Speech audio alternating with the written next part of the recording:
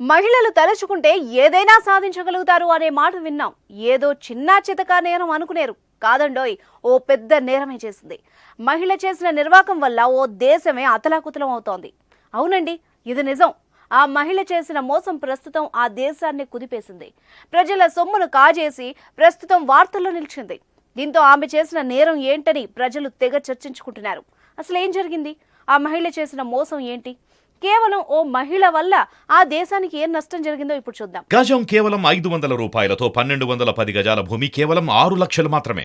మహిళలు నేరాలు చేయడం అత్యంత అరుదు. అందులోనూ రియల్ ఎస్టేట్ రంగంలో మహా అరుదు. బాగా డెవలప్ చెందిన అమెరికా లేదా పశ్చిమ దేశాల్లో అయితే మహిళలు రియల్ ఎస్టేట్ రంగంలో ఆరితేరారు.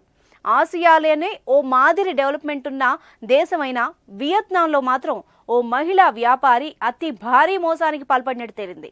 అసలు విషయం ఏమిటంటే, ప్రపంచ దేశాల్లో కాస్తో కూస్తో వినిపించే పేరు వియత్నాం.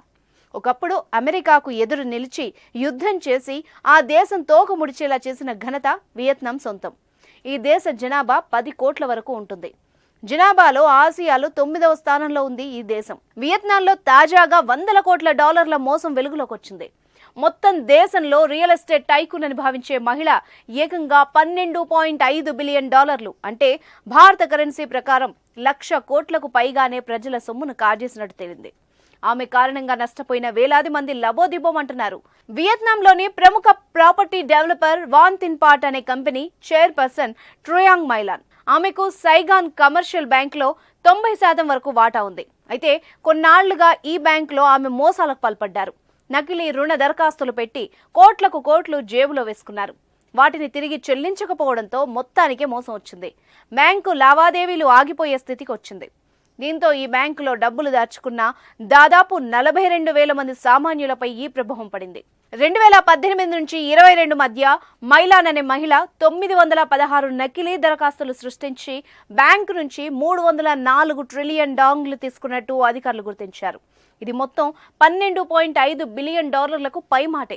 2022లో ఈ కుంభకోణం బయటపడగా గత ఏడాది అక్టోబర్లో పోలీసులు మైలాను అరెస్ట్ చేశారు. అప్పటి నుంచి ఇప్పటి వరకు ఆ బ్యాంకులోని డబ్బులు స్తంభించిపోయాయి. కనీసం వడ్డీ కూడా రాలేని పరిస్థితి ఏర్పడింది. దీంతో వందలాది మంది బాధితులు రోడ్డెక్కి ఆందోళనలు చేపట్టారు. ఈ భారీ స్కామ్లో మైలాన్తో పాటు మరో 85 మందిపై పోలీసులు కేసు నమోదు చేశారు. ఈ కేసులో బ్యాంక్ మాజీ ఎగ్జిక్యూటివ్లు, ప్రభుత్వ మాజీ అధికారులు కూడా ఉన్నారు. లాన్ సంపద విలువ 2022 నాటికి ఆ దేశ జీడీపీలో 3% ఉంటుందని అంచనా వేశారు. ఒక్క మహిళే దేశాన్ని మొత్తం కుదిపేసిందంటే పలువురు ముక్కున వేలేసుకుంటున్నారు.